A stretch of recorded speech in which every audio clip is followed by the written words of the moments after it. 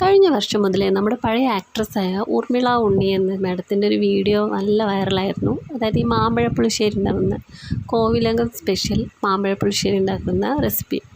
അപ്പോൾ അത് കണ്ടപ്പോൾ മുതൽ ഞാൻ ഇങ്ങനെ ആഗ്രഹിക്കുന്നുണ്ടായിരുന്നു ഒരു മാമ്പഴ പുളിശ്ശേരി ഉണ്ടാക്കണമെന്ന്. അപ്പോൾ ഇന്നലെ ഏട്ടൻ്റെ പാപ്പൻ്റെ വീട്ടിൽ നിന്നും അവരുടെ മാവിൽ നിന്ന് വീണ നല്ല നാട്ടുമാങ്ങ ഞങ്ങൾക്ക് കൊണ്ടു തന്നിട്ടുണ്ടായിരുന്നു. നല്ല പഴുത്ത നാട്ടുമാങ്ങയാണ്. അപ്പോൾ അത് കണ്ടപ്പോൾ മുതൽ ഇങ്ങനെ ഒരാഗ്രഹം ഉണ്ടായിരുന്നു ഇത് ഉണ്ടാക്കിയാലോ എന്ന്. അപ്പോൾ ഇന്നലെ വീണ്ടും ആ വീഡിയോ ഞാൻ വീണ്ടും കണ്ടു. അങ്ങനെ ഉണ്ടാക്കാമെന്ന് വിചാരിച്ചു. അങ്ങനെ കുറച്ച് മാങ്ങ ഉണ്ടായിരുന്നു, അത് ചട്ടിയിലിട്ടു. ആദ്യം തന്നെ ഞാൻ ശർക്കര പാനി ഉണ്ടാക്കി അതിലേക്കാണ് ഞാൻ മാങ്ങ ഇട്ടത്. പിന്നെ ഞാൻ ഒരു മുറി തേങ്ങ എടുത്തിട്ട് അതിൽ കുറച്ച് തൈരും കുറച്ച് മഞ്ഞൾപ്പൊടിയും കുറച്ച് മുളക് പൊടി ഇട്ടിട്ട് നല്ല വെണ്ണ പരുവത്തിൽ അരച്ചെടുക്കുക. എന്നിട്ട് ഈ നല്ല കുഴകുഴാന്നിരിക്കുന്ന നമ്മുടെ മാങ്ങയിലേക്ക് ഈ അരപ്പെടുത്ത് ഒഴിക്കുക.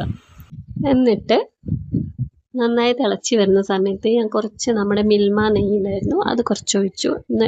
കറി മാറ്റി വെച്ചു. അതിനുശേഷം ഒരു പാൻ അടുപ്പത്ത് വെച്ചിട്ട് അതിലേക്ക് കുറച്ച് നെയ്യ് ഒഴിച്ചു, കടുകിട്ടു, അതിനുശേഷം ഉലുവ ഇട്ടു, പിന്നെ പച്ചമുളക് ഇട്ട് ഒന്ന് വറുത്തെടുത്തതിന് ശേഷം നമ്മുടെ ഈ മാമ്പഴ പുളിശ്ശേരിയിലേക്ക് ഒഴിച്ചു കൊടുക്കുക. ഇതിൻ്റെ സ്മെല്ലുണ്ടല്ലോ അടിപൊളിയാണ്.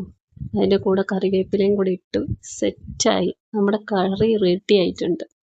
ഇനി കുറച്ച് ചോറും അതിൻ്റെ കൂടെ ചക്കക്കുരുവിൻ്റെ കറി ഉണ്ടായിരുന്നു, അതിലേക്ക് ഈ മാമ്പഴ പുളിശ്ശേരിയും കൂടെ കുറച്ചൊന്ന് സൈഡിലേക്ക് ഒഴിച്ചു കൊടുത്തു.